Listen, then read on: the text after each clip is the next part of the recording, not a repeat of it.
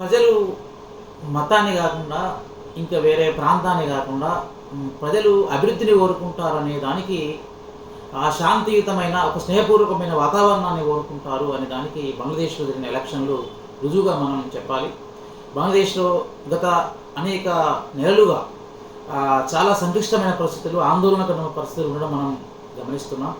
ఆ దేశానికి సంబంధించిన ప్రధానమంత్రి షేక్ హసీనా ఆ అల్లర్లను ఆపలేక, అల్లర్లకు తట్టుకోలేక ఆమె పారిపోయి భారతదేశం వచ్చి స్థిరపడ్డది. ఇక్కడనే ఆమె ఆ తర్వాత జరిగిన రాజకీయ పరిణామాల్లో ఆమె కోర్టుకు వెళితే, అక్కడి వాళ్ళు కోర్టుకు వెళ్తే ఆమెకు ఉరిశిక్ష కూడా విధించారు.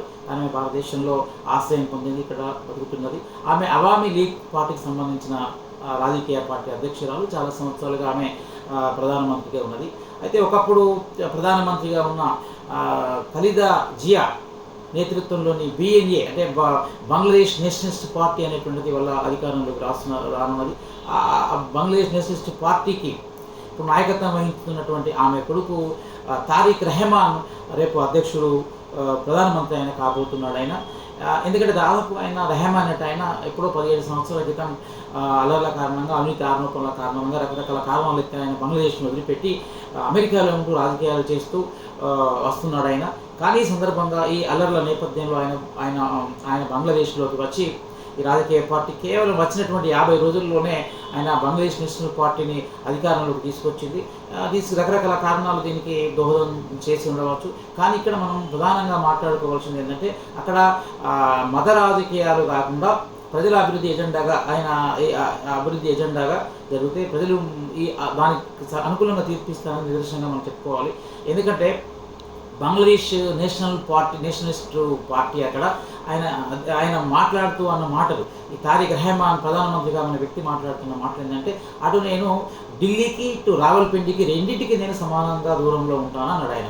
అంటే రెండేంటిది, ఇటు ఢిల్లీ అంటే భారతదేశానికి, ఇటు పాకిస్తాన్కు, ఈ రెండు నాకు సముద్రంలో ఉంటాయి. నాకు ఫస్ట్ బంగ్లాదేశే అంటే మా ప్రజలు ముఖ్యము, నా దేశం ముఖ్యము, నా దేశ ప్రజల కోసమే నేను చేస్తాను అని చెప్పి ఆయన మాటలు ఇక్కడ కొంత లౌకిక తత్వానికి, తర్వాత సెక్యులర్ భావానికి, అంటే ఈ మైనారిటీ మతస్థులు కూడా అన్ని మతాల వారు ఇక్కడ గౌరవంగా బతకాలనేటువంటి పిలుపు ఇచ్చినట్టుగా మనకు కనబడుతున్నది.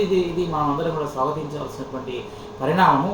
అయితే ఈ సందర్భంగా మనం ఇంకొక విషయాన్ని కూడా గమనించాలి. బంగ్లాదేశ్లో ప్రధాన పట్టణం ఢాకా.